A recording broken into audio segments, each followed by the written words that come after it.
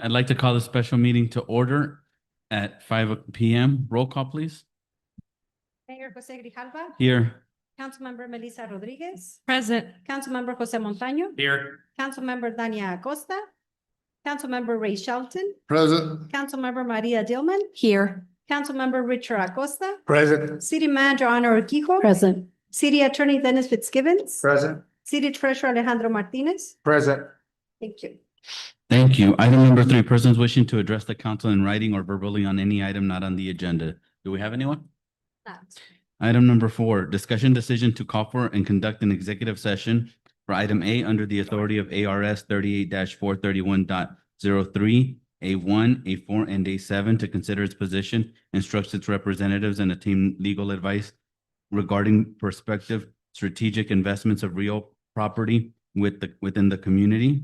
Item B, under the authority of ARS 38-431.03A3 to consider its position, instruct its representatives and seek legal advice regarding DMC Title II, rules of conduct for council meetings. And item C, under the authority of ARS 38-431.03A1 to conduct the annual evaluation of the city manager. May I have a motion to enter into executive session? Mayor, Mrs. Rodriguez, I move into executive session. do I have a second? Second. Motion by Mrs. Rodriguez, second by Mr. Montaño. Any discussion? Hearing none. Roll call, please. Councilmember Rodriguez. Yes. Councilmember Montaño, Yes. Councilmember Ray Shelton. Yes. Councilmember Dillman, Yes. Councilmember Richard Acosta. Yes. Mr. Mayor. Yes, motion passes. We enter into executive session at 5:01 p.m.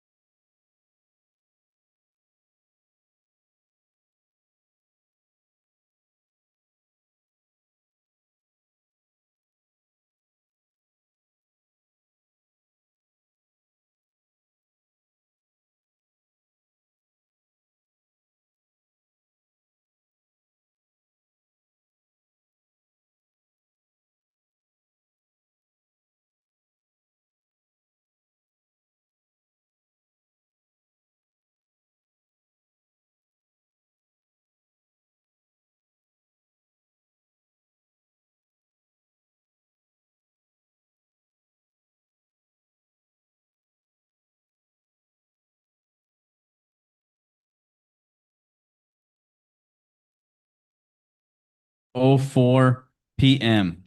Item number 5, adjournment. Do we have a motion to adjourn? Make a motion, we adjourn? Do I have a second? Second. Motion by Mr. Shelton, second by Mrs. Rodriguez. All in favor, say aye. Aye. Aye. Any nays? Ayes have it. We adjourn at 6:04 PM. Like to call this regular meeting to order at 6:05 PM. Let's all stand for the Pledge of Allegiance, and then let's keep standing for the invocation by Chaplain Femi. You're gonna have to, is he? Pronounce your name, because I butchered your name again, sir, but let's standing and then tell us about your ministry afterwards, a prayer, after the prayer.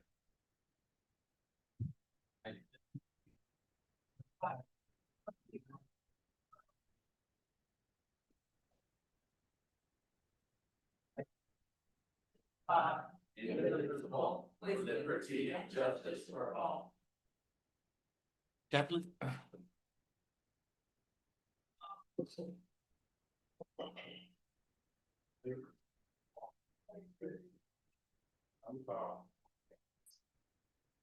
Heavenly Father, Prince of all peace, we come before you today, heart full of gratitude.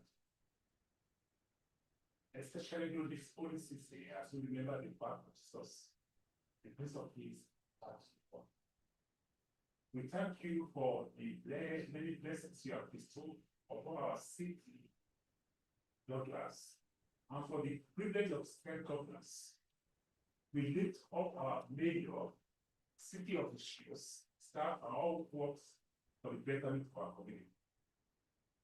We humbly ask that you grant them the divine wisdom, strength, and courage as they deliberate the important matters on the agenda tonight. Guide their discussions and decisions so that they will promote peace, order, and justice for all citizens. May we, in this holy city, put the interests of others above our own interests. Act with love and common good. Recognize your image in every person we serve. Help us to work for the flourish of all, advocating for health, education, housing, and body. We pray that the message of peace and joy that the angels proclaim on the first Christmas resonate in our path at home, moving us to be instruments of your peace in our community and beyond. All this we ask in the name of Jesus Christ, one Lord. Let's say amen. Amen. Chaplain, can you use the mic and tell us about your ministry and also your nonprofit? It's good to be here this evening. I'm Chaplain Bob, okay? Or you just say, okay, Bob. I was born in Africa, in the west coast of Africa. I moved here more than 40 years ago for education, and America transformed me to be where I am today. And I was influenced by the American missionary. My mama used to work for one of them. That's how I was influenced to seek for the American dream. This is where I am today, as a chaplain. May God bless America. I am a chaplain at the Arizona State Prison, Douglas. I moved here from Atlanta, Georgia, almost 4 years ago. And the ministry is very challenging. But when you see yourself in there, and they see you in there, then everything is It's very challenging, but it's what we want to, because people are people, wherever we are. We are all in prison of in lives. One thing or the other. Life is not easy. Life is a problem-solving problem. We never run out of it. I have a non-profit organization called Help in Africa. It's a organization. It's non-profit based, because I remember what the American missionary did in my life to be where I am today. So I'm trying to influence that narrative in terms of moving children out of deadlock of poverty. That's why it's called Help in Africa. Help eradicate illiteracy and poverty in Africa. Because that's a thing in Africa. And people who don't see the value of education. Yeah, because poverty can be endemic. And people worry about what they are going to put in their food and goods. So therefore, the organization is building libraries, and even assisting children to put on with that. And we have some children in school right now because of that opportunity that America is giving to us to spread out the world. And we have to like to Africa, and we are seeking for books, anything, and support one another to make this world a better place. If not because we are a missionary, I will not be here with you. Thank God for that. Thank you all. God bless you. Thank you. Thank you. Thank you.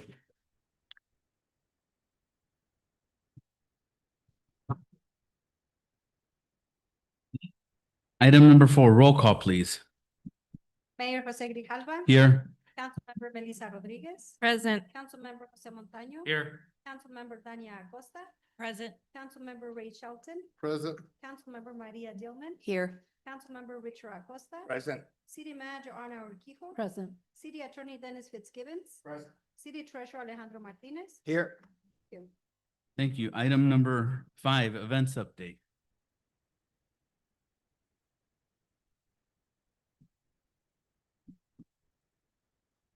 Hello and happy holidays from the Douglas Public Library.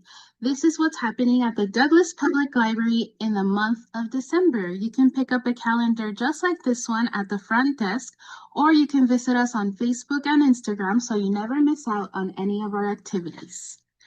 Mondays, we have relaxing activities for all ages from 2 to 5 p.m. We will be coloring, doing crafts, puzzles, word searches, and more from 2 to 5 p.m. for all ages. Tuesday, we have our STEAM club. We do different activities each week. Sometimes we do crafts, sometimes we paint, sometimes we do recipes, sometimes we use games to learn about how to save money, sometimes we do STEM kits, and that is at 3:30 p.m. every Tuesday. Wednesday, we have our movies for kids, and this month we have Christmas movies, so make sure you come to those. And that is at 3 p.m. every Wednesday. We have free popcorn and juice for kids to enjoy. Thursday, we have our story time for the little ones at 11 a.m. We will read books, sing, dance, and we will also have playtime afterwards. This Friday, the 12th, we have our Christmas paint night for adults. All materials are included. You can call or register here at the library, and that is this Friday, the 12th at 5 p.m. Next Tuesday, we have our special Christmas movie night. Come in pajamas and enjoy some hot chocolate and cookies and watch The Polar Express with us on Tuesday the 16th at 5 p.m. And that is for the whole family. Everything will be included. We hope you join us this month so we can celebrate the holidays together. Bye. Hello from the Douglas Aquatics and Recreation Departments. We have a full month of December activities, and we'd love for you to join us. Starting December 1st, our lap swim hours will be shifting to earlier evening times. Be sure to check out the flyer for the updated schedule, and feel free to give us a call if you have any questions. Throughout the month of December, the Recreation Department invites you to City Hall for our ice skating kickoff. Bring a donation of canned food, clothing, new toys or cash to participate and help the community. Interested in being a vendor? Scan the QR code on the flyer or contact us for details. On December 10th, meet us at Walmart as we collect donations for the annual Stuff the Truck event. New toys, clothing, or canned goods are all appreciated. On December 11th, you are cordially invited to Mayor Jose Grijalva's first annual State of the City address at Raul Castro Park, beginning at 5:30 p.m. Then on December 12th, join us at the old Kmart parking lot for our annual Christmas drive-in movie. Gates open at 5:30 p.m., and the movie will begin at dusk. Check out the flyer for full details. And finally, wrap up the season with photos with Santa on December 14th at Raul Castro Park from 10 a.m. to 1 p.m. Enjoy free hot dogs, games, music, and festive fun for the whole family. We hope to see you at all of our holiday events. Happy holidays from the City of Douglas Aquatics and Recreation Departments. Thank you. And for the state of the city tomorrow, hot chocolate and pan dulce. And didn't say that, just so we could get people to go. So keep you warm if you're gonna go in the cold. Item number 6, mayor and council member updates and or reports. I'll go again by wards. Ward 1? So first, I want to thank city staff for putting a very nice tree lighting ceremony and parade. It was amazing. It was awesome. I think I've heard from a lot of people that somehow this parade felt very different, the tree lighting ceremony as well. So thank you to city staff for all their hard work. It really turned out really well. Another thing, I'm doing something a little bit different this month. Instead of having a town hall, I'm having a warm hands and cool ideas. So I want to not just talk to adults in our community, but I'm also going to take the opportunity to talk to our youth. So we're inviting them on December 20th at the skating rink here at the City Hall. First 24 kids will receive beanies and gloves. And I really am curious to hear what our small constituents of Douglas have to say and what their wants are for the city. So please spread the word. I'll be here during that event on the 20th. I believe it's from, give me a minute, 4 to 8 that day. The skating is from 4 to 8 and I'll be there 4 to 5, but I have my own kids, so I'll probably be there far past 5 o'clock. So I look forward to seeing you. It's not just for kids, it's for parents as well. I want to hear what everybody has to say and what ideas you have for our city. Thank you. Thank you. Ward 2? I just want to echo, like I said, about the tree lighting parade. Amazing event that, thank you to all city staff that put all that time and effort into it. Couple other things that I've done this month. I've been to a couple, and I see a few of them here. I've been to a couple of the coaches in the community meetings on Friday mornings. So I see them here. Are you guys gonna talk about the tree and stuff, or? Yes? No? I'll mention it then. So they're an amazing group of people. They've been, I've met most of them a few times already. So they just got together and said, hey, we're gonna put something together for the kids. It's just them. I think there's like 5 or 6 of them that put they're gonna collect toys for kids. They put a tree out here, so on your way out, grab a little card that has the kids' name, age, and what they want, what they're wanting. They also put it in a couple of restaurants at Chef. They probably have one at Strawberry Cafe. So if you guys find these girls are amazing. They just did it out of the goodness of their hearts. Maybe a month ago they started, and it's turning out pretty good so far. So congratulations to them, and grab a card on the way out. So I don't know if any of you guys attended the Presbyterian Church, their ribbon cutting ceremony. That was an awesome little event that they had. I was there for the unveiling of the mural that they put together. I didn't expect it to look like that. So if you guys get a chance, stop by there.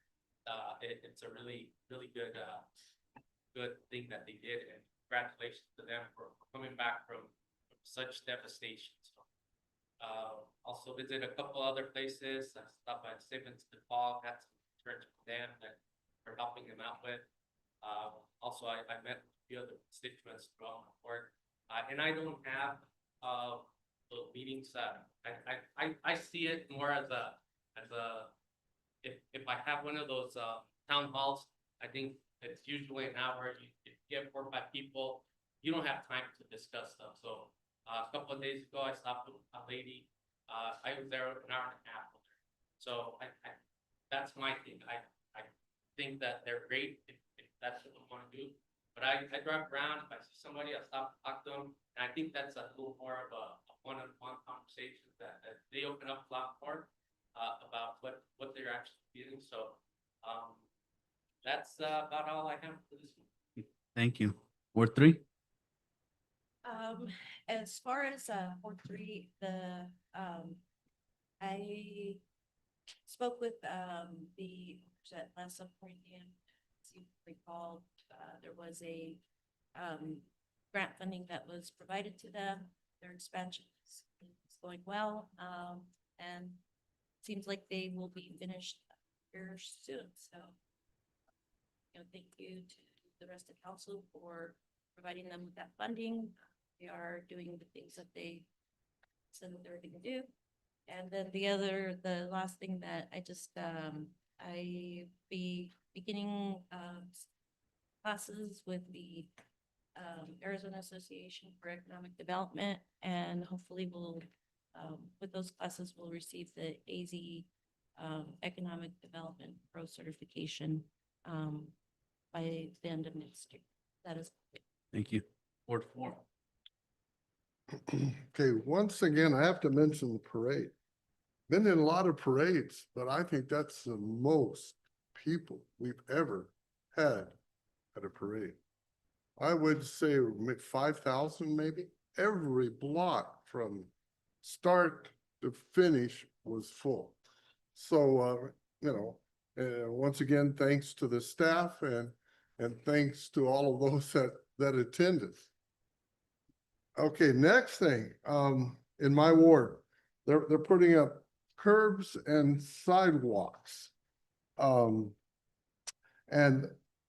what was it? 18 years ago, when I first was on the city council, I had a councilman. Now we're one house from going and doing it. So you know what I'm going to do? Hopefully everything will be done by Christmas. I'm going to get a special Christmas card and drop it off to my ex-history teacher at Cochise College.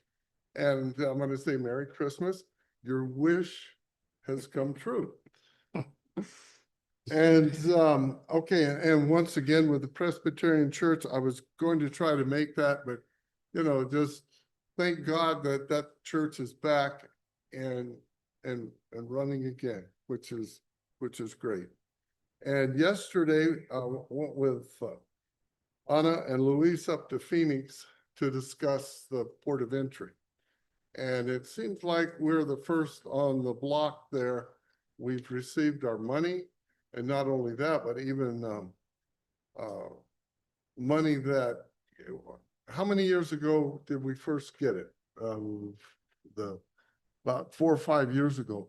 They've even increased it every year. So if inflation hit, we'll be getting our new port of entry. And everybody from the state government and from the federal government was very encouraging yesterday. So port of entry is on its way. Thank you. Thank you. Ward 5? I just wanted to highlight some of the events that have gone on in the last month or so that I've attended. And I had attended the Cochise College Pit Fire Pottery Festival and their family night. Each event was well attended and the community appeared to have a good time. And at the family night, Santa and Mrs. Claus were there, and the parents, children, everyone was having a great time. The pozole, the soup and the pozole were delicious and everyone loved it. There was many vendors showcasing their crafts at the pit fire event, and there was entertainment also at both events. I want to thank Cochise College for all their hard work in putting on those 2 successful events. I attended the Native American Festival. The festival's performers delivered a wonderful program. I feel attendance could have been a little stronger, and I would like to see them return next year. I want to give a special thank you to the Elks for their annual Veterans Recognition Dinner. The food also was delicious, and they did a great job in recognizing our community's veterans. Without their service, past, present, and future, we would not have the freedoms we have today. And we have to remember that, and not just on Veterans Day, but every day of the year. I also accompanied Ms. Urquijo and Ms. Smith to the mayor's and manager's luncheon in Tombstone. The event honored Mr. Howard G. Buffett and his contributions to Cochise County, which are very extensive, and I learned that about him. And I would love to explore future partnerships between his foundation and the city of Douglas. I also want to thank the Douglas Run Club for their first annual Thanksgiving 5K run walk. I was a little cool at the beginning, but at the end of it, it was a really beautiful day. Everyone had a wonderful time. The donations of hygiene products, I understand, are going to go to the House of Hope, which is very well deserved. And I hope that event returns again next year because I'll be there. And also the American Legion once again served their community meals, and they distributed more than 400 meals that day with the help of a lot of volunteers. And it was wonderful to see these families just thank you for the plate of food. And that goes a long way. It warms our hearts. It reminds us again why we are here. We are here to serve each other, our neighbors. We're here to be neighbors. And I enjoyed talking to many people, and it was just a wonderful event. And I thank the Legion for what they do. Their dedication to helping families in our community is truly commendable. My gratitude goes out to the city staff who worked hard at the tree lighting ceremony and the parade. The event, as everyone has said, drew a lot of people, and it was, again, very different than the years past. And I have also received many compliments from the community. What a wonderful time everyone had. And lastly, I accompanied the mayor to the First Presbyterian Church of Douglas for their open house of the new multipurpose room, which at this time that will serve as their worship hall as the church is still being under construction. The Reverend spoke so much about the supporters, and both locally and around the country, that everyone has heard about the fire and they're so willing to help. And she just was so grateful and so blessed to all the people that have helped. The church still has a long way to go, but their faith keeps them positive. And I truly can't wait to see what the church will look like when it's finally over. I enjoy highlighting the many events taking place in our community because there's so much occurring in Douglas, and it gives residents opportunities to get out and enjoy our community. And I still hear so much, there's nothing to do in Douglas, but I just did 2 pages of 7 things that have gone on. So I'll continue to highlight as I'm out and about. Thank you. Thank you. Mr. Acosta? Yes, thank you, Mayor. Again, piggyback on the other comments made on the Christmas parade. It was great. I look forward for that event every year as I drive my Can-Am and get to display my lights and put my system on. But I want to thank the city staff, and I've always been proud of the city manager and her staff that do an outstanding job in whatever they set their minds on. So also, Ms. Dillman, somebody had told me you might have some elves told me that you might have connection. Please thank Santa for his presence, and it was great. And I believe he's also making appearances at our Douglas Public Schools and other schools around town. So thank you. On December 4th, I had a town hall at the Country Club. It was on a Thursday. I picked a Thursday because it's wing night. Have you guys ever been to wing night at the Country Club? Okay, so I mean, compared to my first town hall, this town hall, I did have 5 attendees, so it was positive. One of the comments or one of the dialogues that we had is about bringing a hospital to Douglas, and I did reassure them that's on our list. The mayor has mentioned that prior other times, and I would like to just hopefully soon here make that part of our Project 2032 policy priorities. I know that we're checking some items off the priority list, and maybe we could add that on in the future. The other comment that was made by another constituent was what happened to the nativity scene in front of City Hall. So told him I would let the mayor know, and maybe next year we could please her and other, Christians that do believe in that. So, and the final thing, I did make it a point that I will continue having these town halls, because the more I have, the more interest I get, and the dialogue during those town halls are so much information is gathered and given to us. And I also get phone calls, and I do run into people. My wife don't like going to Walmart because I kind of get, stuck there with that. But I don't mind. That's why we're here. We're here to represent you, every one of you out there. So anything you need from us, just let us know. I mean, even if you don't live in my ward, we're available. So that's about it. Thank you, Mayor. Thank you. Oh, wait, one other thought. One other constituent brought this up. I live out there in the Perrillas by the golf course. We do have 2 ponds out there. And the kids, students, because I'm a school counselor, always asking me, when can they fish there? I said, well, there's no fishing out there. That's a very unfortunate, because so at that time, the conversation with a student, a staff member there from Paul Huber came up to me and told me that he would contact Arizona Game and Fish. And, he has had communication with them in the past, and they're willing to help us kind of bring a fishing pond to Douglas. So maybe when we start talking for a budget next year, maybe we could find a few cents there to kind of build this. And I know there's a lot of fishermen here in town that do go out to Patagonia, they go out to Parker Lake, even up there towards Safford. And I think, adding that commodity or that recreational piece to our parks, it would be great. So I think it's something we need to start looking into. Thank you, Mayor. Thank you, Mr. Acosta.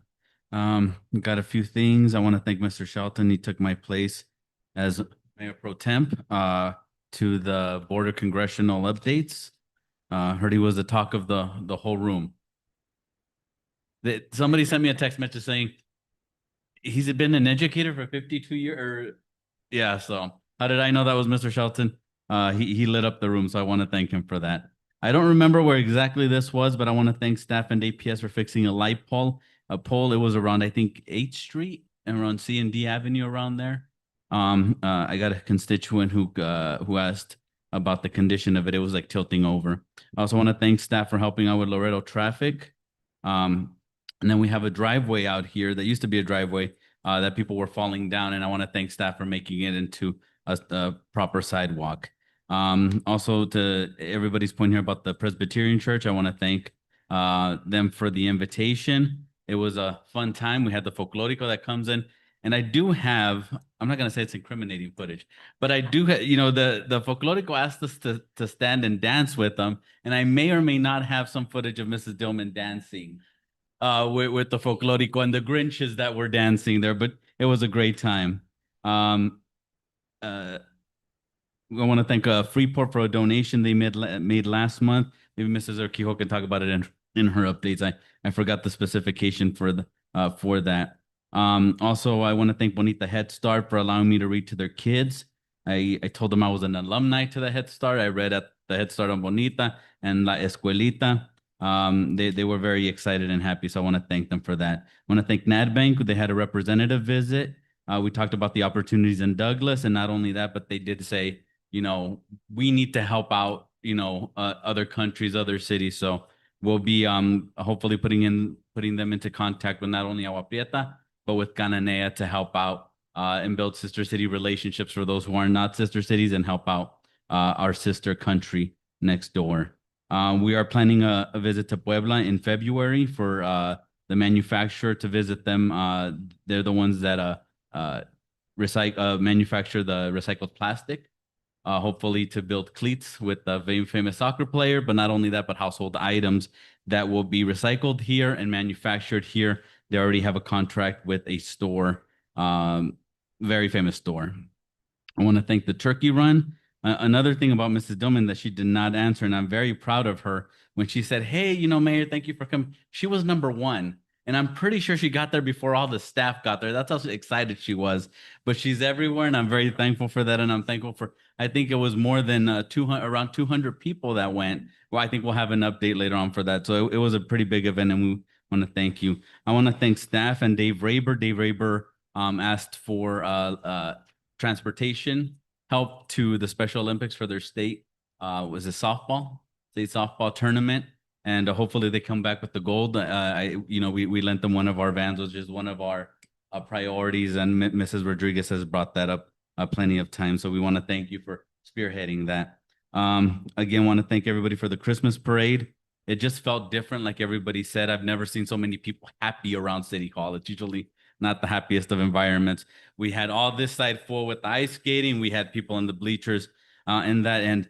I want to thank staff because when we moved the Christmas tree here because of the shade at 10th Street Park, I asked them for inflatables, and the city manager and her staff already were ready to, do you want all these? So we have those, but we're looking to expand it, and then the ice rink too. Hopefully we have enough in future budgets where we can maybe one day just shut off a whole block where people can ice skate and have a good time.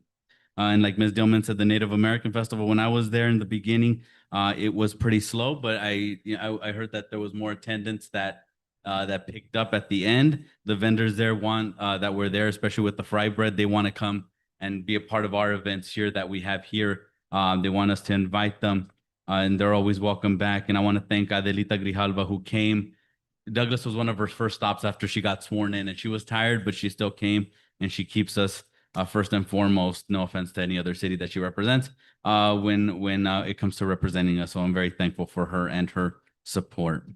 If nothing else, item number 7, persons wishing to address the council in writing or verbally on any item not on the agenda. We do have a few. I'll start off with Mr. Carl Rockwell. Carl with a K. Mr. Mayor and council members, it's been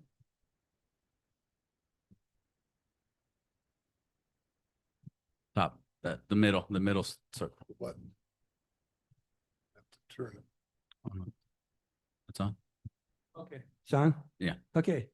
Mr. Mayor and council members, I'm Carl Rockwell. I'm the Public Works Director and City Engineer. It's been exactly 1 year ago, I came to Douglas the first time in my life.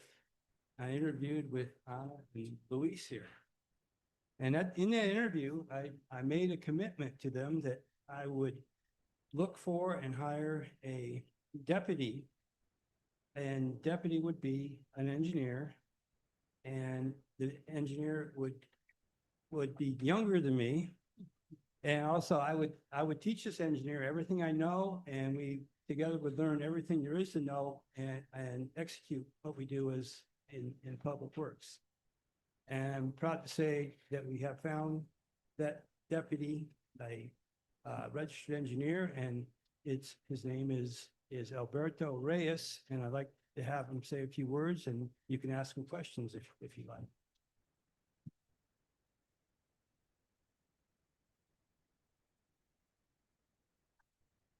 Hi to everyone. Well, first of all, my name is Alberto Reyes. Thank you for the presentation. I'm a civil engineer with a PE license in transportation. I have experience in survey in the private industry and with heavy machinery. You hear me? Yeah. I also possess a pilot license for drones.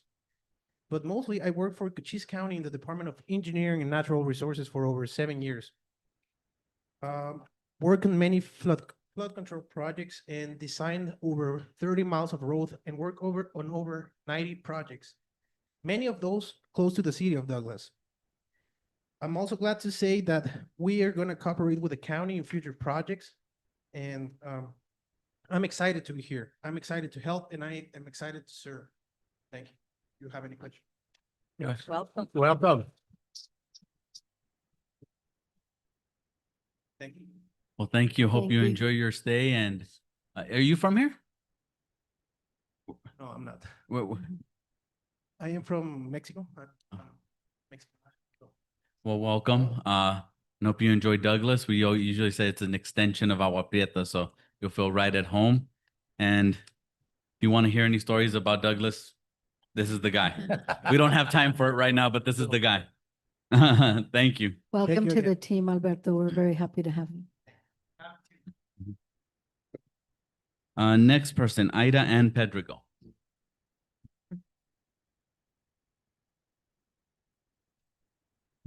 Good evening, council members. and Everyone in this room, and I hope that I have a teacher voice, but I hope you can hear me.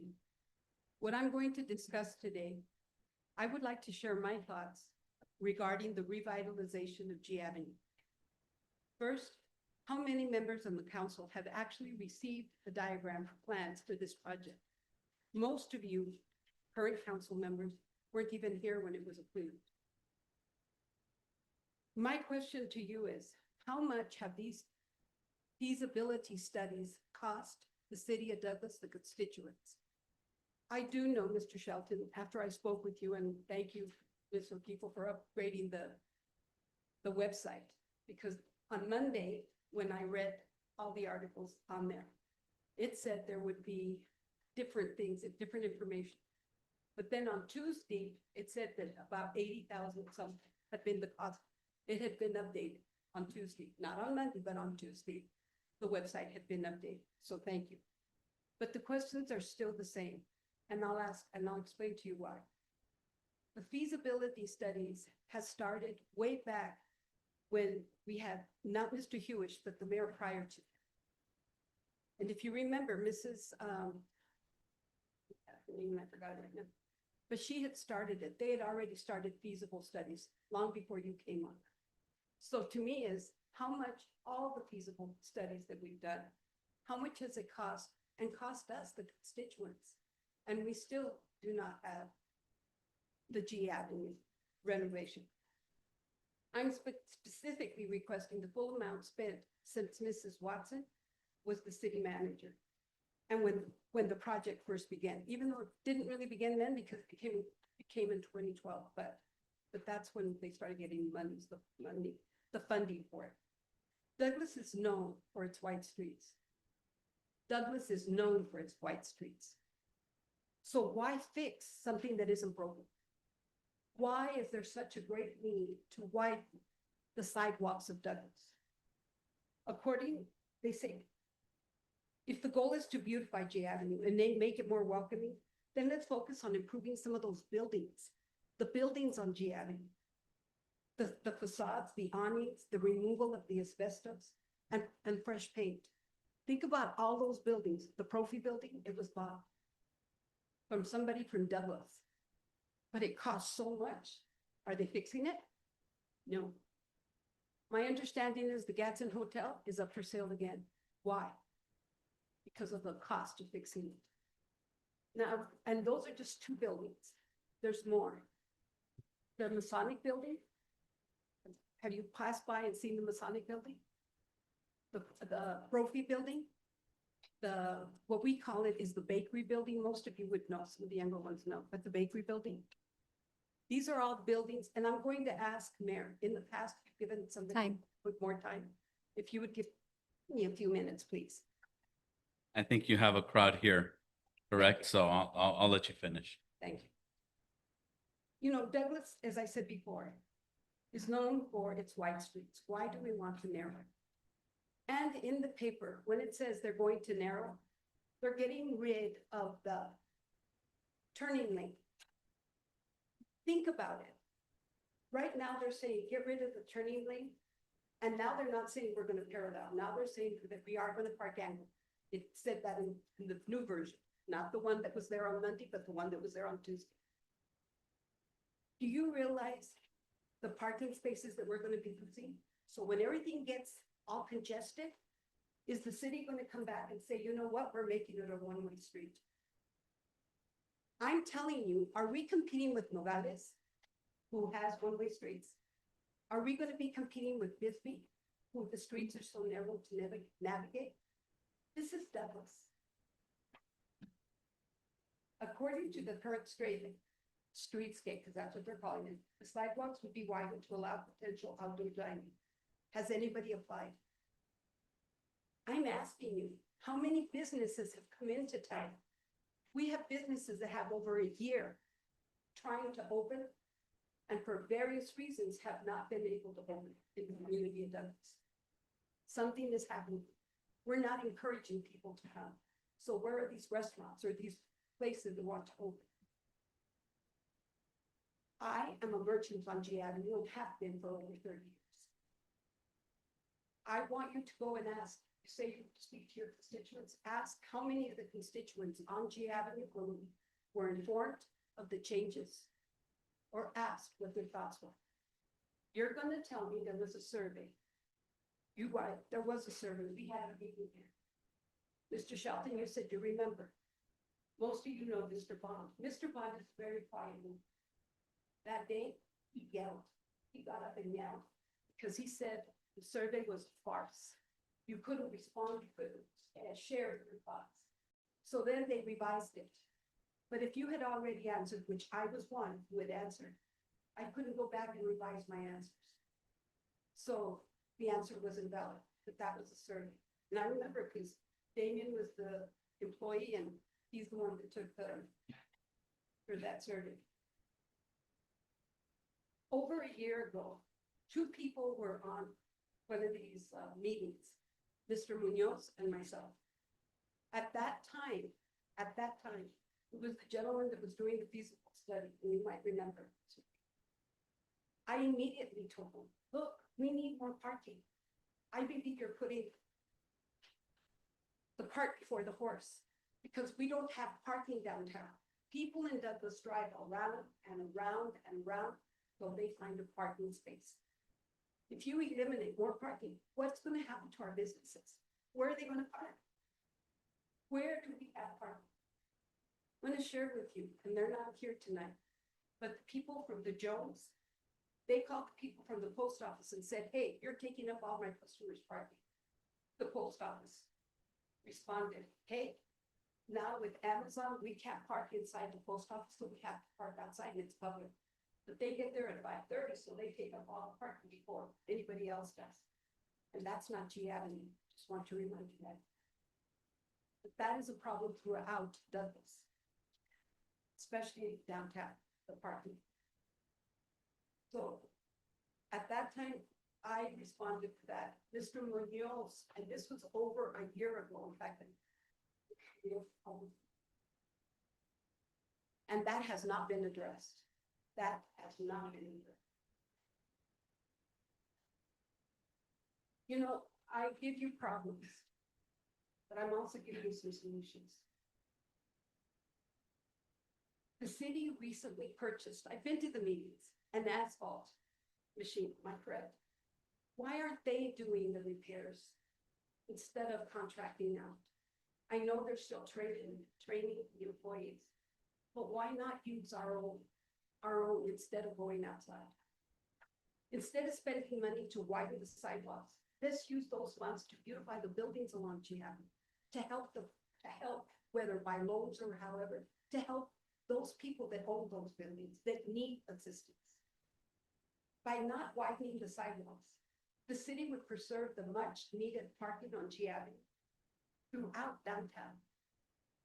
If funds are not diverted to sidewalk expansion, they're making enough resources to finally complete the anticipated streetscape that has been going on. I'm telling you, I'm not long before you came. This is my 4th round with this, and nothing has happened. Nothing. We are not busy. I close with this. We're not busy. We're not loud, and we definitely are not checked. We are unique. Douglas is unique. That's what keeps Douglas simple. I don't want to compare with another city. I want to keep that and make it better. I am very supportive of what we have been doing. And you know I am. I love Douglas. I plan on dying here. But I want to beautify it in the right way. I don't want to change it to look like somebody else. Because you know what? We're not somebody else. Thank you. Thank you, Mrs. Pedregal.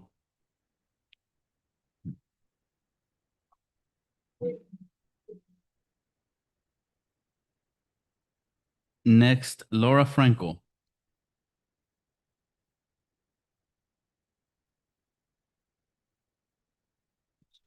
Good evening, Mayor and Council. My name is Laura Franco, and I'm here on behalf of the Douglas Run Club to present the impact summary of the first annual Thanksgiving 5K Run Walk held at the Airport Park on Thanksgiving Day. This event brought our community together in a powerful and positive way. We had 183 online registrations and a final total of 200 runners and walkers that participated that day. With families included, we estimate an attendance of 300 to 350 people. Participants joined us from Douglas, Agua Prieta, and surrounding areas, and we saw the sense of binational support and excitement for what we hope becomes a long-standing holiday tradition. The charitable purpose of the event was an incredible success. We collected over 547 hygiene items for the House of Hope, a local shelter here in Douglas that serves women and families in vulnerable situations. The items included shampoo, diapers, wipes, feminine products, and toilet paper and more. Sorry, no wipers, wipies. The House of Hope expressed deep appreciation for the generosity of our community. In terms of resources, the event combined both monetary and in-kind support. We have the monetary expenses. They totaled 1,769 with 32 cents, including equipment, metals, supplies, and race materials.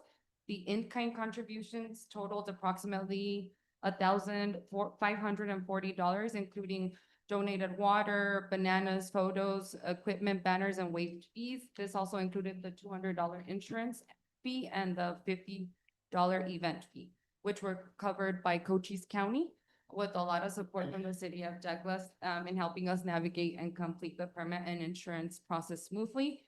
Our volunteers were the heart of this event. More than 25 volunteers helped with the setup, the course marshaling, registration, timing, and cleanup.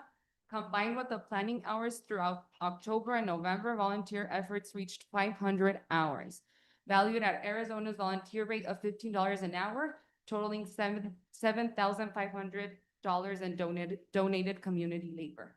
Altogether, the Thanksgiving 5K generated overall community impact of approximately $10,620 in combined support, contributions, and labor. We really want to express our gratitude to Cochise County, the Arizona Border Alliance, the City of Douglas, the Douglas Police and Fire Departments, our sponsors, local churches, and all of our community partners. We are also grateful to the Blueberry Cafe for hosting the pickup at their restaurant the day before the race. And then on a personal note, I just want to thank my husband and my children. I have 2 babies. That without their support, I would not have been able to organize this event. My husband, who helps me run the Douglas Run Club, did most of the hands-on work the morning of the race and supported me through every step. And I appreciate them so much. The community feedback has been overwhelmingly positive. Many families have shared that this was their first 5K, and several participants said it was the healthiest and happiest way they had ever started Thanksgiving morning. People are already asking me for next year. And our goal is to continue growing participation, maintain the donation tradition for a local cause each year, and to strengthen partnerships to make this an annual signature event for the city of Douglas. Thank you, Mayor and Council, for your support and for allowing us to bring this event that has a lot of impact in our community. It's healthy and it unifies our community in general. Thank you so much. Thank you. Thank you.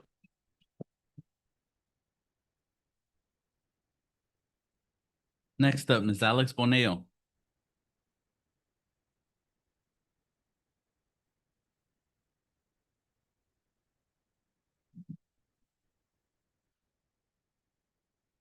Good afternoon, Mr. Mayor, city council members, and everybody here. Thank you for giving me the opportunity to talk. I'm just here to brag about Arizona Border Alliance. The year is ending, and I do want to share with you all the amazing work we have done. Arizona Border Alliance, it's a local nonprofit, local board members and local programs.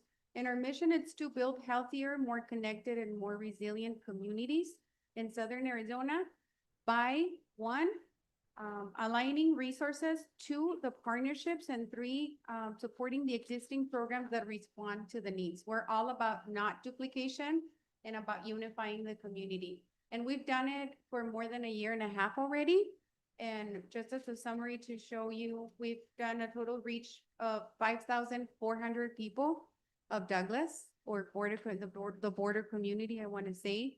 We've done more than 50 partnerships and collaborations with different sectors and different agencies, and you name it, whomever's out there, we've tried to connect with them and enhance and promote their resources. We've also had a very successful number of volunteers that have helped us distribute and make things possible. And they've donated about 1,050 hours in this past 1.5 years.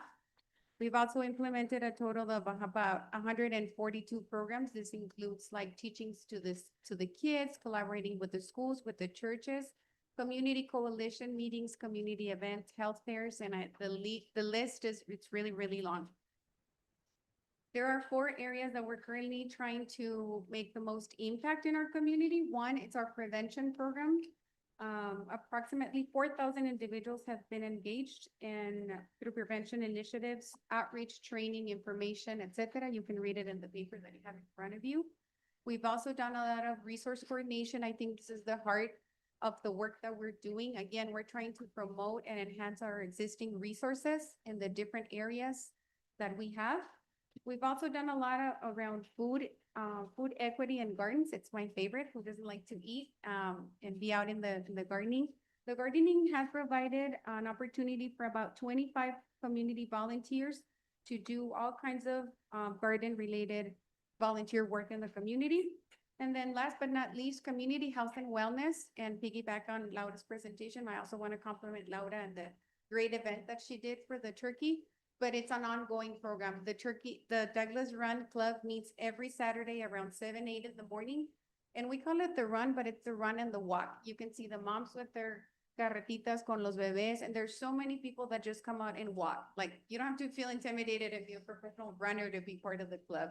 And it has brought a sense of belonging and community so much that we're trying to promote and support. The Douglas Run Club is one of our focuses. And then the number 2, it's yoga. We do offer free yoga classes with a certified yoga teacher, Tuesdays and Thursdays, in the late afternoon at the Blueberry Cafe. And we're just looking for everything and anything that is required to provide and complement what we already have, again, in the community in terms of community health and wellness. Again, our mission is to build a strong and healthy community. Number 1, aligning resources, partnerships, and programs that already exist. On page number 2 and 3 in the packet that you have, on number 2, you can see the founding board members that we do have local, the new board members, other funders. Again, there's a lot of volunteer hours, but we also need money.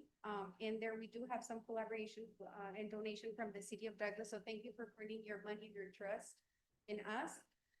And then the last page, you can see a long, long list of over 20 or 30 partners, agencies that have donated, again, one way or another. I have my own timer because then I can go forever. You can see the long, long list of partners and agencies, and this is only the beginning, and this is only the first year. We're hoping to do twice or more in the next year. If you need any resource, any contact information, you know where to find. I think everybody has my phone number. If not, you know where to find me. Really hard to connect the community and bring and fill in the gaps and meet the needs of the community of any kind of all sorts. But just let us know and we're here to help you and serve you, and thank you for the opportunity. Thank you. Thank you.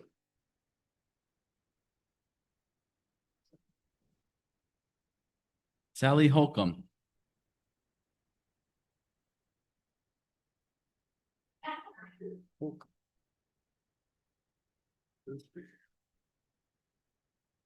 Great. How's it?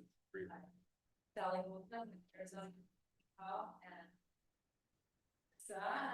I also Arizona Complete Health. And we'd like to, it's going to be our formal presentation for the grant that you were awarded for the ECOSINA that is going to be part of the funding. for a comprehensive effort for the city of Douglas. So we're proud to be a part of it. We are looking forward to seeing what you're going to do. It sounds like an amazing project. I don't know, so it has a few more words to add in here, but today we're going to give you the check. It's all been processed already, right? You should have paid it already. Okay, so the real check is that you can take to the bank should have already been here. So this is just our, of course, the big check. Picture. Photo op. I don't know, I'm just gonna say, it makes me so proud to be back here in my beautiful hometown. You guys know how much I love it, and my heart's always here, and I have an opportunity to work with Sally and an amazing organization that, you know, we can provide these type of resources to this town. So thank you, council members. Thank you, Mayor, for allowing us and giving us this opportunity to partner with you on this great cause.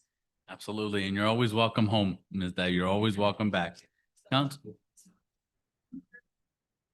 Yeah, we can take it here and then I could take it to the bank tomorrow. Yeah. That's good.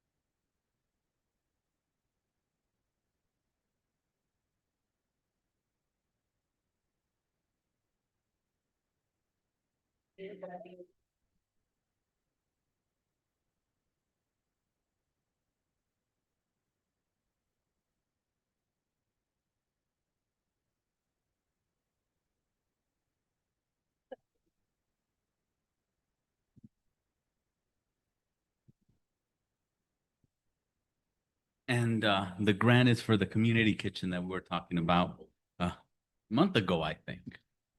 So thank you, Sally. Thank you, Melissa, for all your help. Next is Diana Pacheco.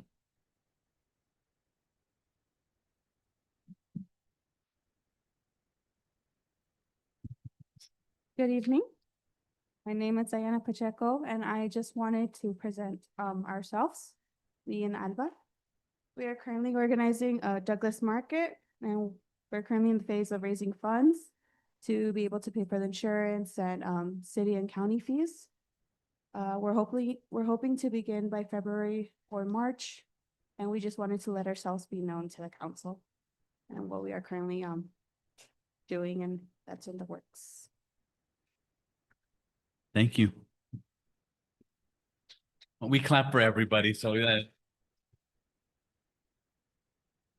also Alba is her mom, her proud mom, and also in charge of the House of Hope.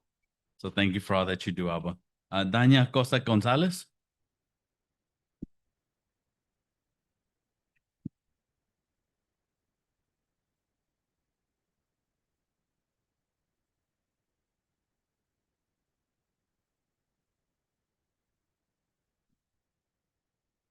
Good evening, Mayor and members of council. I am addressing Mayor and council today as a private citizen. The irony does not escape me because privacy is the last thing I have been given, starting with local news media broadcasting live police situation, providing false details that only opened up my children, friends, and family to undue scrutiny. Sitting in our audience is one of the many wonderful people affected by the salacious rumors created by people hiding behind anonymous profiles or people who neither one of us hold any close relationship to. Another ironic fact is that Mr. Ronnie Cornejo, his family, and I met 4 years ago in these same chambers when he received a recognition from former Mayor Pro Tem and council member Margaret Morales for reaching a 5-year milestone in its business. A great friendship rooted on mutual respect, moral support, compassion, and sense of duty to give back to our community began that day. We've worked on many community projects together, and we share an understanding of facing adversity. Whether reputations between us or not, our focus has always been to do something positive for our youth, because we both are parents, and obviously also wanting to give back to the less fortunate, regardless of our own individual personal struggles. Our families became friends, and we have always respected them. Now our children are seeing that no good deed goes unpunished. Is that the example that anyone wanting to serve the community is going to look at and think, oh, this sounds like fun? Obviously, rhetorical question. It's extremely disheartening that all of the hard work that I have provided my community with a close to zero salary has been forgotten by so many. And the example has been set by a few of the people on the dais, with very few exceptions. Mayor, your compassionless example is the most egregious. Since my hospitalization in June of this year, you have not bothered to check in on your former vice mayor. I was cautiously optimistic, and I was originally named Mayor Pro Tem. If anyone ever noticed, I never changed my title on social media because my work is not based on what title I have, but for the betterment of my community. In the fashion of a former mayor who exhibited that kind of old, heartless carelessness for others on council. And I can see that you have taken, in fact, pages out of his book, and all for ego. All you sitting on those seats are like the rest of us sitting behind me. I'm going to leave you with a question.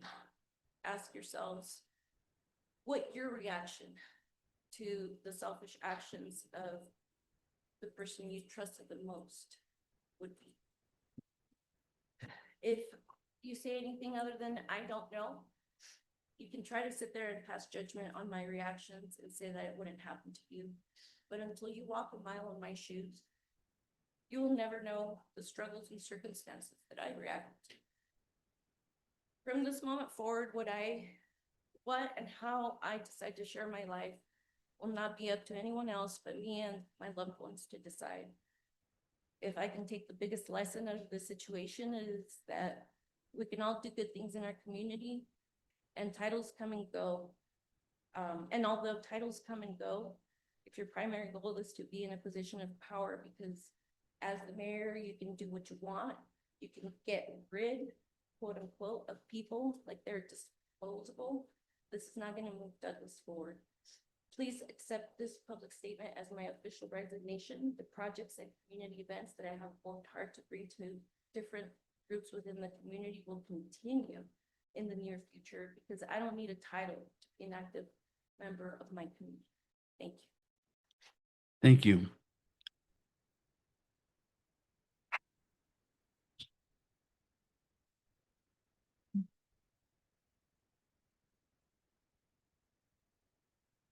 She just mentioned her resignation is immediate, so we'll have that on the record. Legal, that okay? Dennis? She's resigning and leaving. Item number 8, discussion decision on approval of consent agenda items A through F, expenditures for the month of November 2025 totaling $2,613,329.83. B, meeting minutes for November 12th and November 17th, 2025. Item C, resolution number 25-1700, a resolution of the mayor and council of the city of Douglas, Cochise County, Arizona, ordering questions be submitted with respect to the proposed amendments to the City of Douglas Charter, which shall be voted upon by the qualified electors of the city of Douglas at the special city election to be held on May 19th, 2026, providing direction and authorization related to such election. Item D, resolution number 25-1708, a resolution of the mayor and council of the city of Douglas, Cochise County, Arizona, authorizing the execution of a contract amendment to Corollo Engineers Incorporated for bidding and construction management support for the well number 18 equipping project. Item E, resolution number 25-1709, a resolution of the mayor and council of the city of Douglas, Cochise County, Arizona, authorizing the execution of an IGA intergovernmental agreement between the city of Douglas and the state of Arizona, acting by and through its Department of Transportation as a designated agent for the city of Douglas Raise Grant Project. And item F, resolution number 25-1710, a resolution of the mayor and council of the city of Douglas, Cochise County, Arizona, authorizing the city of Douglas to enter into a MOU, Memorandum of Understanding, with the Boys and Girls Club of Sierra Vista, BGCSV, and establishing the terms and conditions for the operations of the BGCSV-Douglas branch. May I have a motion to approve the consent agenda items? Mayor, Mr. Acosta. I move that the mayor and council approve number 8, items A through F on the consent agenda items. Do I have a second? Second. Motion by Mr. Acosta, second by Mrs. Dillman. Any discussion? Hearing none, roll call, please. Councilmember Rodriguez? Yes. Councilmember Montaño? Yes. Councilmember Dillman? Yes. Councilmember Acosta? Yes. Mayor Pro Tem Shelton? Yes. Mr. Mayor? Boys and Girls Club finally. Absolutely yes, and congratulations, Douglas. Motion passes.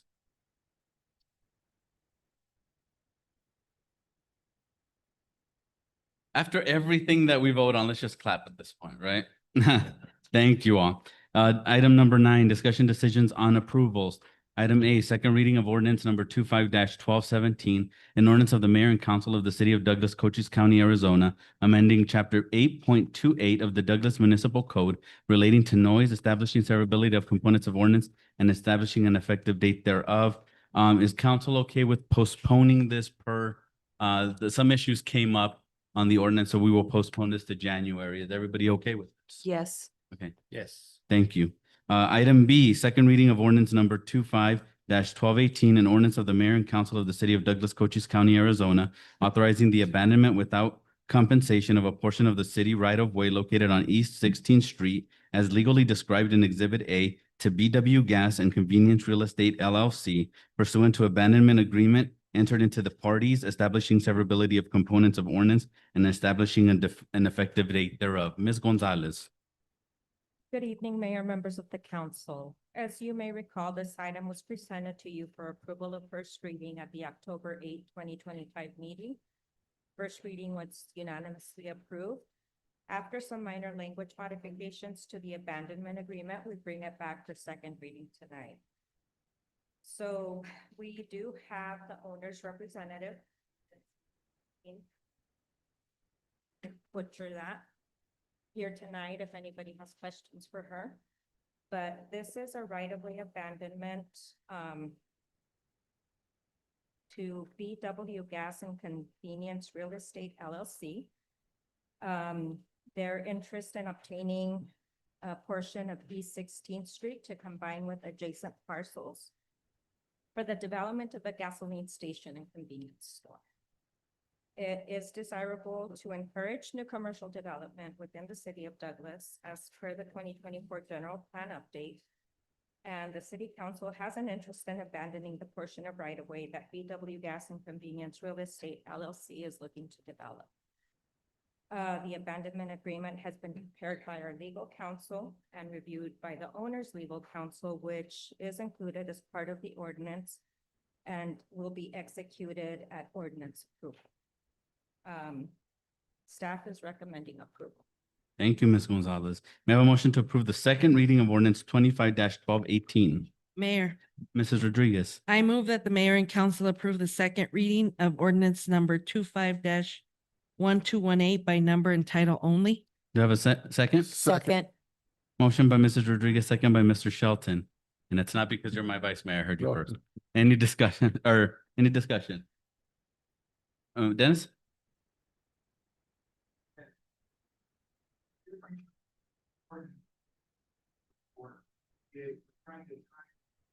Close on the property with our ordinance, under our ordinance, as soon as we abandon it, they're responsible to take care of it. So we set the ordinance up so it's protected as soon as they close on the property. If they don't close within They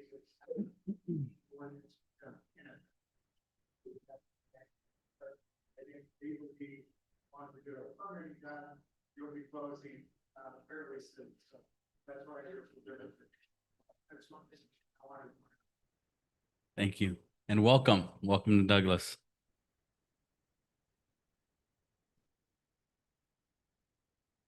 We haven't voted on you yet. FYI. Any other discussion? Hearing none, roll call, please. Councilmember Rodriguez? Yes. Yes. Yes. Yes. Mayor Pro Tempore Shelton? Yes. Mr. Mayor? Yes, motion passes and welcome. Let's clap. This time, let's make it count. Anything we could do for you, we're here to help. Welcome. Item C, second reading of ordinance 25-1225, an ordinance of the mayor and council of the city of Douglas, Cochise County, Arizona, authorizing the purchase of real property adjacent to the city public works barn with assessor parcel number 408-21-002M, approving the purchase and sale agreement and escrow instructions with Brett Graham and Quantum Star LLC, authorizing the mayor and the city manager to execute all necessary documents, establishing the severability of components of ordinance, and establishing an effective date thereof. Mr. Pedrosa. Yes, thank you, Mr. Mayor, members of council. Again, this is the second reading for the purchase of this parcel next to our Public Works barn. We're looking to utilize this parcel, which is heavily located in the flood zone, for some expansion of our barn, as well as potentially some flood mitigation, potentially water recharge in the future. So we see this 69.19 acre parcel as an asset, even though it's like I mentioned in the flood zone. I think we can certainly do some good with this parcel, and at the same time is grow our facilities, which are we're quickly outgrowing them, Mr. Mayor. So with that said, the cost is $68,500, funded through the different enterprise funds that currently housing in that Public Works barn. Thank you, Mr. Pedrosa. May I have a motion to approve the second reading of ordinance 25-1225? Mayor, Mrs. Dillman. I move that the mayor and council approve the second reading of ordinance number 25-1225 by number and title only. Do I have a second? Second. Motion by Mrs. Dillman, second by Mrs. Rodriguez. Any discussion? Hearing none, roll call, please. Councilmember Rodriguez? Yes. Councilmember Montaño? Yes. Councilmember Gilman? Yes. Councilmember Acosta? Yes. Mayor Pro Tempore Shelton? Yes. Mr. Mayor? Yes, motion passes. Item D, first reading of ordinance number 25-1227, an ordinance of the mayor and council of the city of Douglas, Cochise County, Arizona, amending chapter 2.02 of the Douglas Municipal Code, specifically as to section 2.02.020, rules of conduct for council meetings, establishing severability of components of ordinance, and declaring an emergency. Mr. Fitzgibbons.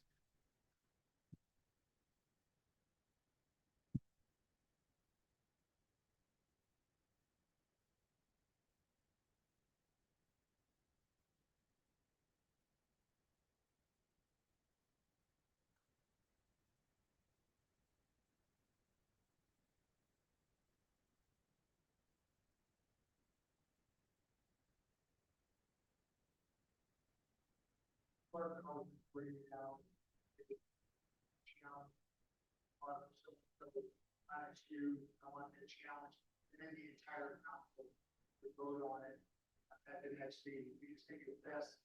The council makes that decision because under your city charter, there's a very specific provision that says that council or mayor of the street executive meetings that are unexcused and they keep their position. So I think since there's a significance to being unexcused at a council meeting, that it's a decision made by the chair of the meeting, the mayor, but it can be voted on by the entire council, different council members. So that's what this ordinance is passed, and will be passed as emergency because historically, as far as the city clerk, there's not going to specifically spelled out Thank you, Mr. Fitzgibbons. May I have a motion to approve the placement of ordinance number 25-1227? Mayor, Mr. Requesta. I move that the mayor and council approve the placement of ordinance number 25-1227 and to place it on the first reading by number and title only and declaring an emergency. Do I have a second? Second.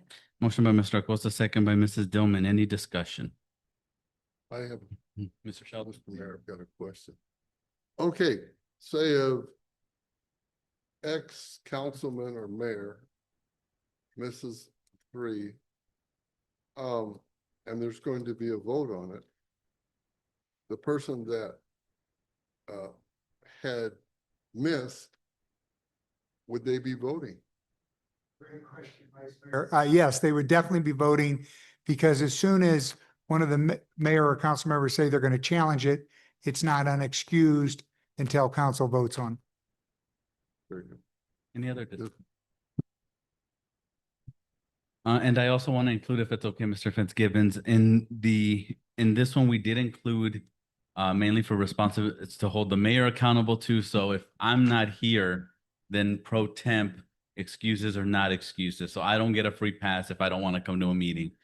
So it's accountability all around, and then transparency. If it's challenged, it comes to a meeting and it'll be open to the public for their constituents. So thank you. And the emergency is to declare it quickly after this vote. If it doesn't, because it's an ordinance, it has to go to 2 meetings and then 30 days after that. So this is really to just expedite the process. If there's no other discussion, roll call, please. Mr. Mayor, if I may just ask the city attorney a question. Are we still okay with the emergency clause? Because it's. Yes, we're okay with the Seven. emergency clause. Right, as long as, it's a great question. Right. It will take the mayor and the entire council, because we have, Right. we don't, or do we Six of- lose 6? Have the 7th member. Are we okay? You don't have the 7-member. No, we need It's- 5 plus the mayor. So we have 6. This is something Councilmember Montano taught me about a year ago, so I gotta go back to it. It's specifically on emergencies, does it take, it's the mayor in 5 or mayor in 6? Mayor Mayor in in 6. 5. I want to make sure that's, we are okay with emergency.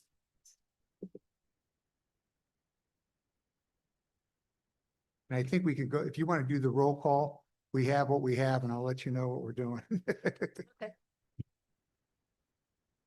Councilmember Rodriguez, Yes. Councilmember Montaño, Yes.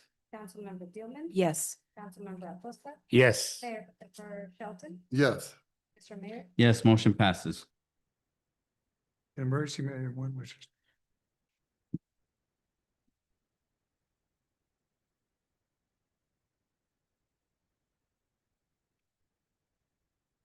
It's, yeah, and emergency measure may be added to an order upon, when it's first introduced upon the affirmative vote of 6 of the 7 members of the council and upon receiving the approval of the mayor. So we have 6, so and the mayor approved. Thank you. An ordinance of the mayor and council of the city of Douglas, Cochise County, Arizona, amending chapter 2.02 of the Douglas Municipal Code, specifically as to section 2.02.020 rules of conduct for council meetings, establishing several components of ordinance and declaring an emergency. Thank you. May I have a motion to approve the first reading of ordinance 25-1227? Mayor, Mrs. Rodriguez. I move that the mayor and council approve the first reading of ordinance number 25-1227 and to place it on its second reading by number and title only and declaring an emergency. Do I have a second? second, Motion by Mrs. Rodriguez, second by Mr. Shelton. Any discussion? Hearing none, roll call, please. Councilmember Rodriguez, Yes. Councilmember Montaño, Yes. Councilmember Dillman, Yes. Councilmember Acosta, Yes. Mayor Pro Tempore Shelton, yes, Mr. Mayor. Yes, motion passes. An ordinance of the mayor and council of the city of Douglas, Cochise County, Arizona, amending chapter 2.02 of the Douglas Municipal Code, specifically as to section 2.02.020 rules of conduct for council meetings, establishing several components of ordinance and declaring an emergency. Thank you. Item number 10, presentation discussion. Mr. Mayor, Mhm. if I may, Yeah. one more motion to one approve more. the second reading, please. Okay, Or it's not in your, I in my believe it packet, is- in the packet. Okay. May I have a motion to approve the second reading of ordinance 25-1227. Mr. Mayor, Mr. Shelton. I move the mayor and council approve the second reading of ordinance number 25-1227 by number and title only and declaring it an emergency. You have a second? Second. Motion by Mr. Shelton, second by Mr. Acosta. Any discussion? Hearing none, roll call, please. Councilmember Rodriguez? Yes. Councilmember Montaño? Yes. Councilmember Dillman? Yes. Councilmember Acosta? Yes. Mayor Pro Tempore Shelton? Yes. Mr. Mayor? Yes, motion passes. Thank you. An ordinance of the mayor and council of the city of Douglas, Cochise County, Arizona, amending chapter 2.02 of the Douglas Municipal Code, specifically as to section 2.02.020 rules of conduct for council meetings, establishing severability of components of ordinance and declaring an emergency. Thank you. Item number 10, presentation discussion. Item 8, Douglas Wastewater Treatment Plant, WWTP, preliminary engineering report, PER, and recommending reuse alternative presentation. Mr. Pedrosa.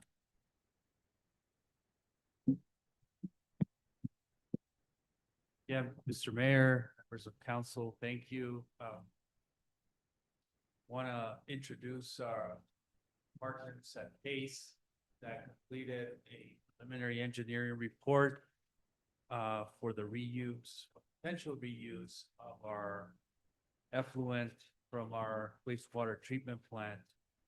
The mayor and council received a grant from WIFA to be able to perform this study, present alternatives that would be viable reuse for this valuable effluent. This is all based on the new Douglas Active Management Area Conservation Goals and the goals established through our partners at the Sonoran Institute. So we're pleased to present our partners here at PACE. And I'll just hand it over to Nick Eddington and Mike Krebs. Presentation. Thank you. Good evening, Mayor and Council. It's good to be with you tonight. We're pleased to run through this presentation. My name is Mike Krebs. I'm a principal here at PACE, and I'm joined by Nick Eddington, who is a design engineer on the project. And is the PowerPoint opened up? Sharing, do we need to share that, Nick? Yeah. There it goes. Beautiful. All that. Yes. So with that, I'll turn it over to Nick and we can run through these. We don't have too many slides, so it won't take too terribly long. But we welcome questions as we're going through it, or if you want to wait till the end, that's fine as well. But sometimes engaging often and early is a good thing. So Nick. Thanks, Mike. And thanks, Luis. Thanks to the council for letting us speak tonight. Sorry we couldn't be there in person. Can we go? Yeah, so I'm Nick. I'm one of the engineers who worked on this project. And yeah, I'll be walking you through our report and the findings that we made along the way. Could we go to the next slide, please? Or am I able to control it? All right. Nick, I'm sorry, this is City Manager Anna. Would you mind speaking into your microphone a little more? We're also Sorry. just the volume at our end. Are you able to hear me better now? Thank you. Could we advance to the next slide, please? Next slide.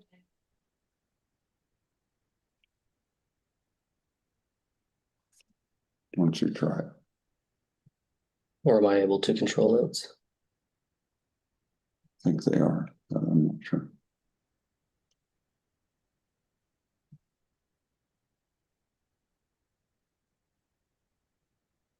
There you go. Thank you. Yeah, if you can't hear me, just let me know and I'll try to speak up a little better. But like Luis said, the reason that we're doing this study is because Douglas has recently been incorporated into an active management area. For the purposes of our project, what that means is the city's been enrolled in a compulsory groundwater conservation program. And the city believes, and we believe as well, that a really easy way for us to meet the goals of the AMA is to put the wastewater treatment plant effluent to beneficial reuse.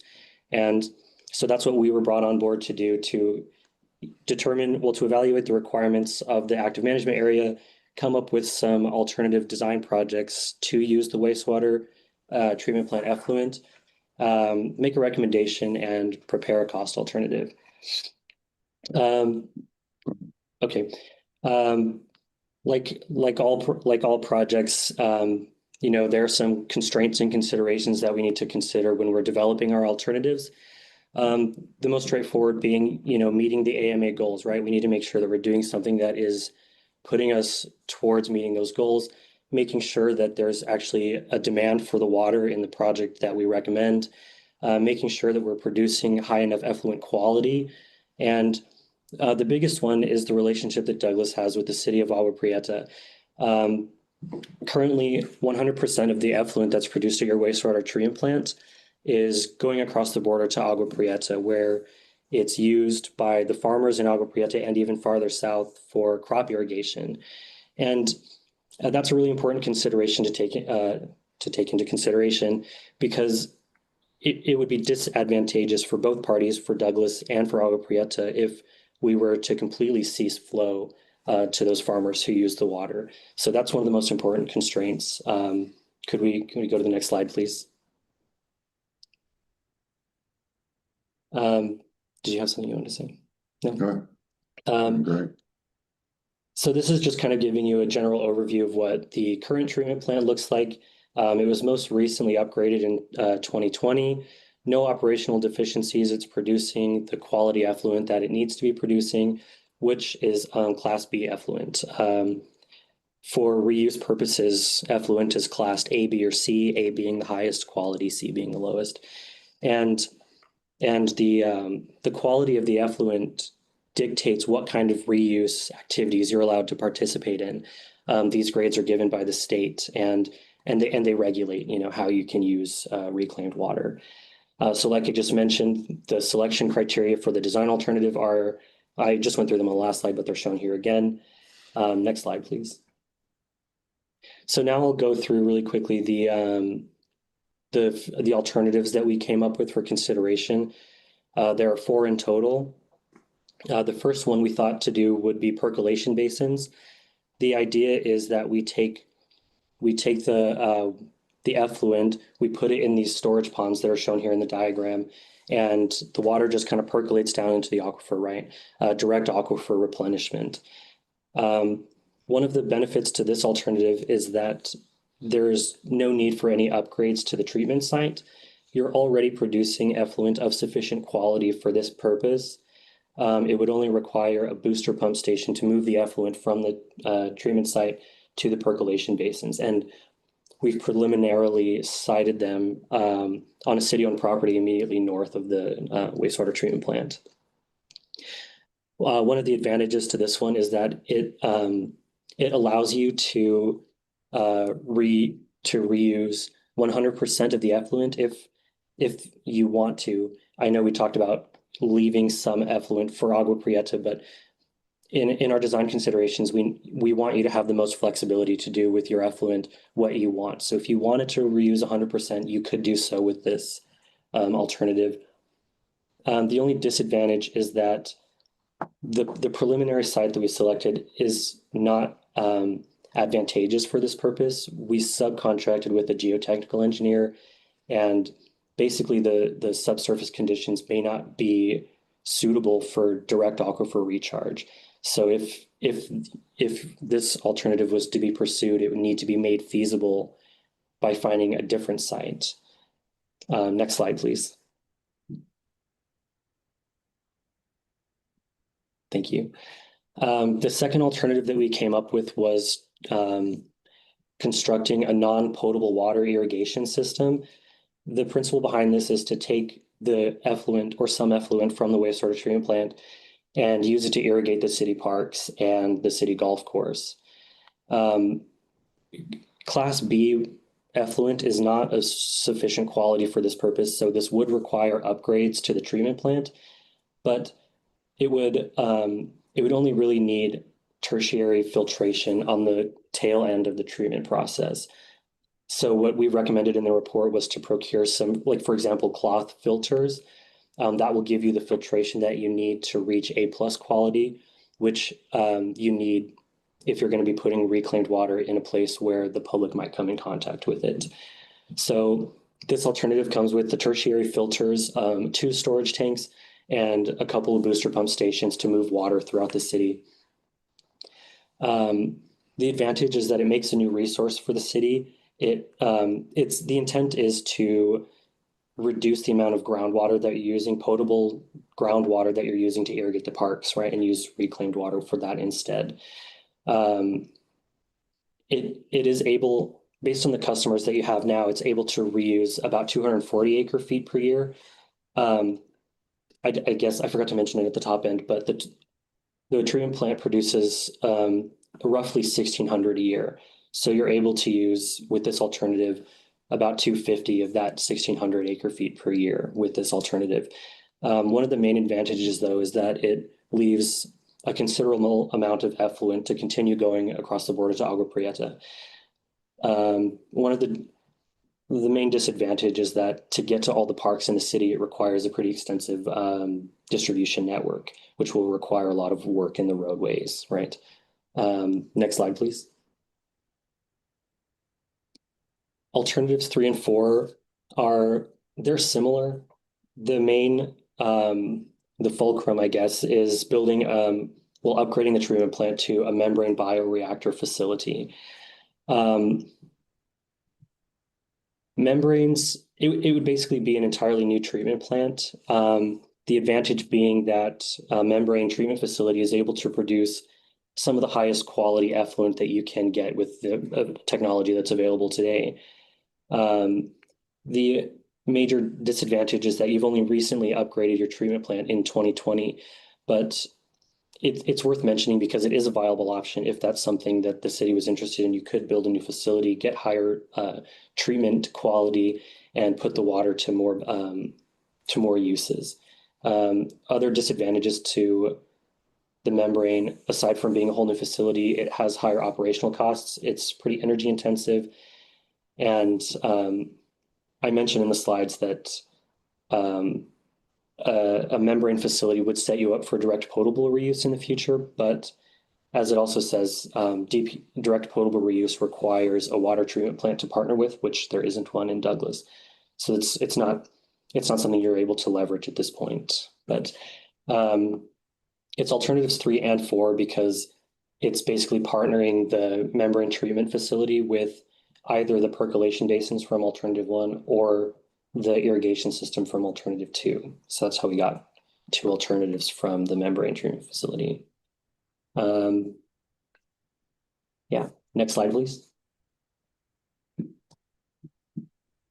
This is the cost analysis of all 4 alternatives. That's the cost alternative. Based on our present worth summary, alternative 2, the non-potable irrigation system was the lowest cost, followed second by the percolation basins. The major cost to the percolation basins, the thing that set it a little bit higher, was the cost of moving all the earth, right? Digging out the basins that you would use for percolation. Are you gonna say something? Yeah, just so this is Mike speaking, just for clarity, these costs are basically not just of capital costs, but of operational costs and short-lived assets. It's a present worth of evaluation that looks at the life of the capital that's being spent, in order to understand how the whole picture looks.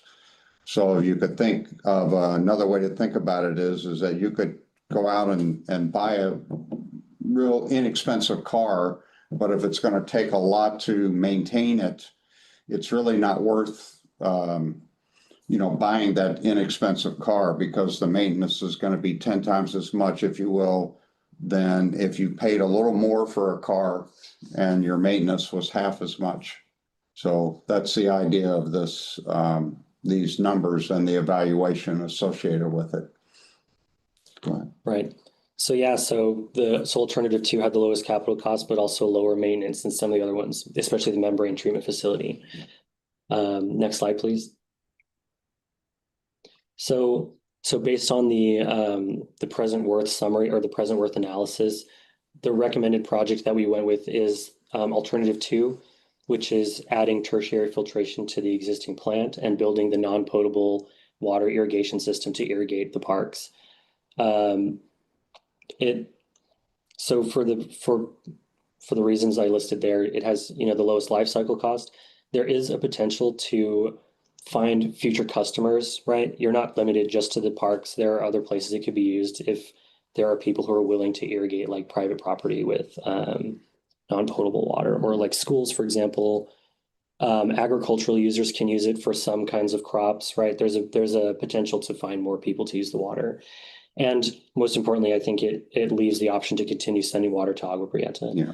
So the next steps are for PACE to develop a 30% conceptual design, a cost estimate, and we'll be identifying what permits are needed for this project to move forward.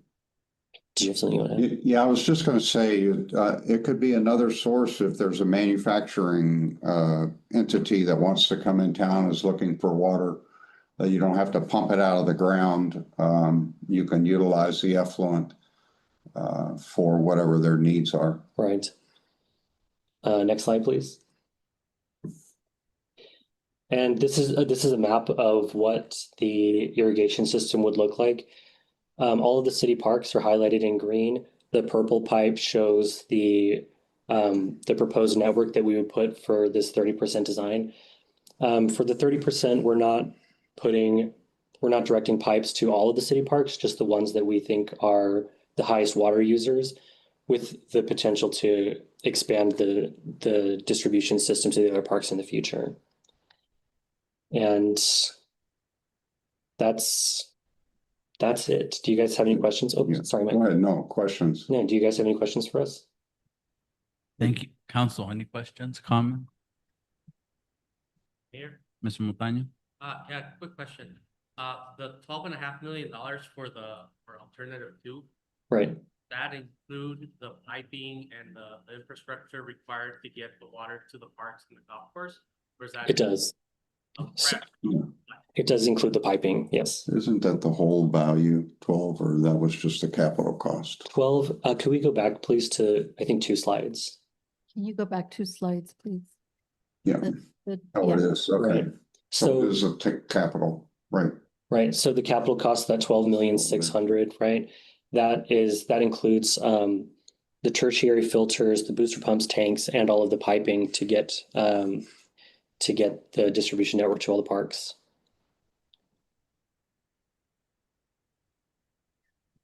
Any other questions? Mr. Montaño?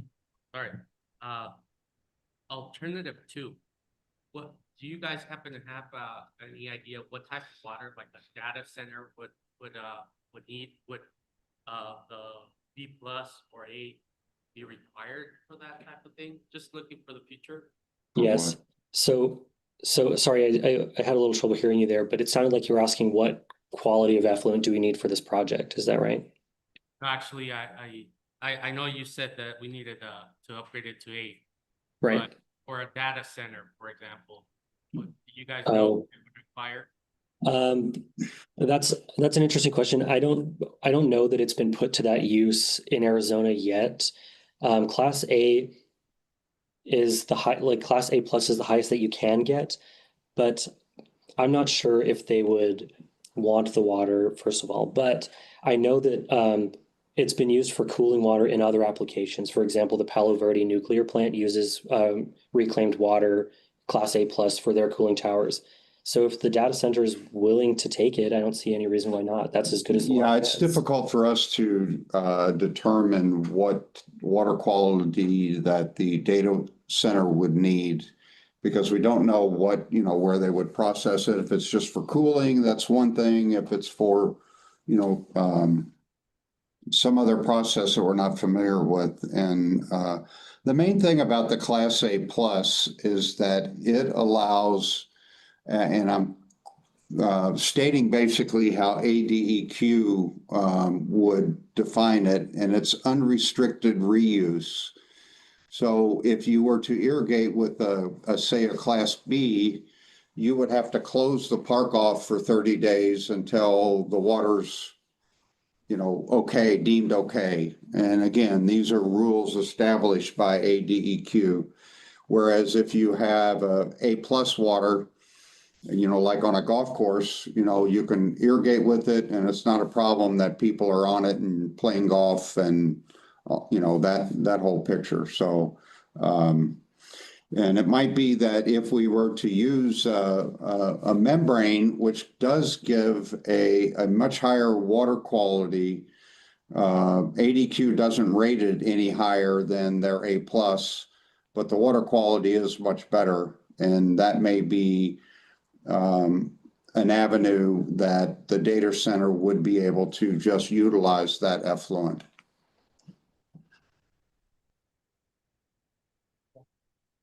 Thank you. Anyone else? Mayor, I'd like to thank Pace if there are no other questions and just kind of a general comment as we move forward. This has been a long time coming, this type of feasibility study for our effluent, such a vital resource for our efforts here on water conservation, environmental sustainability. And as we move forward, at least we have the covered funding right now through the grant that paid for this feasibility study to get us to at least the 30% engineering design. But we have our North Star for future. This is all future oriented, but it's closer than we've ever been to a vision where potable water is not irrigating our vast fields. We want to build more parks. We want to not have to have a water shortage in the summertime. We're trying to align with our AMA requirements that are coming. And this aligns perfectly with that environmental sustainability. So as I mentioned to many of you as we met on agenda prep, this type of thing really excites staff because we see that we now have a way to pave that path forward. It's a tall lift, as everything has been, but it's something that we get to move forward. And I just wanted to thank Pace for their diligent work on this project. I do see a day, can't tell you the year and don't have a definite timeline, but where we have purple infrastructure added to what we're already doing with our other infrastructure. So thank you again. Thank you. Oh, I thought we were Mention gonna that clap. the purple is the mayor's favorite color. Thank you. Item 11, city manager reports. Ms. Urquijo. Thank you, Mayor, members of the council. First, I'd like to apologize for continued technical difficulties in the council chamber. Staff has been reconfiguring all of the microphone systems because at the other end, when people are tuning in from the outside, it's very difficult to hear. So they've been reconfiguring, but even with testing on our videos earlier, there seems to be further testing needed with now the speakers. So I will make sure that we do further testing, and I do apologize for them. My updates are our CDBG project on 15th Street. I'm sure you've seen if you drive to the east side. That is up and going. The sidewalk project is underway and should be completed by the end of January, always weather permitting. But we do have curbing starting just east of Washington, and it continues to go to Airport Road. Also, as mentioned with your vote today and with the consent agenda, the Boys and Girls Club will get their key to the facility in the next week or so to begin setting up their temporary space at the call center for a January start date. They will begin with a 40-student capacity, and we will assess demand and meet often with them to determine any added space if necessary and come back to you with modifications on that temporary plan. The permanent site for the club is still pending architectural design and funding, which we are moving with a plan forward. And then we will get beyond that preliminary concept. It's all steps, as we know, and we have some funding plans as well. The Friendship House at Castro Park has a fresh coat of paint just in time for Mayor Grijalva's State of the City address tomorrow evening. I hope the community can come out and support this event. It's been, I understand we haven't had a State of the City address in quite some time. The event will begin at Castro Park at 5:30 p.m. Come out and enjoy some hot chocolate and pan dulce. The timeline for the kickoff of the asphalt plant is approximately spring of 26. We did have some infrastructure challenges that were unanticipated. The immense size of the equipment requires more footings. We are working on 10 additional areas before we can set up plant components and have that scheduled out to be finished in late February. That includes the silo, plus 9 other areas for the equipment that have the need for further footings. Staff then trains in early March, and we are also working with APS and Southwest Gas on all permitting and service upgrades to a new plant. We may have to go on a rental of alternate power sources if those transitions and upgrades aren't complete by then. But that is our timeline. As far as other announcements outside of our policy priority areas, is we are excited to announce that this Friday, the Economic Development Office will launch 12 days of local Christmas holiday shopping as a campaign. For the month of December, when you shop at any local Douglas business, you'll have the chance to win some great prizes, including a $500 grand prize for the highest local spender and 3 additional $100 gift card winners selected at random. Participating is simple. Just take a photo of your receipt and email it to economicdevelopment@douglasaz.gov. Every receipt counts as one entry, and the more you spend locally, the better your chances. This campaign celebrates our small businesses and encourages residents to shop local this holiday season. Also, an announcement that holiday hours for all City of Douglas administrative offices will include closing the afternoons of Friday, December 19th for employee recognition, Christmas Eve, and then full days on Friday, December 26th and January 2nd. Police, fire, transit, and sanitation service will continue to remain in full operation. These are departments that are pretty much our first responders and immediate service. They do get substitute holiday time for that period. So Merry Christmas and Happy Holidays to all. I also want to thank our city employees for their recent, very quick and generous donations of over 220 items to the 2025 Delivering Smiles campaign organized by the Cochise Community Connections and other partners for our community senior citizens. These items included beanies, blankets, socks, and gloves. The event will take place at the Douglas Arc on December 12th at 11:30 a.m.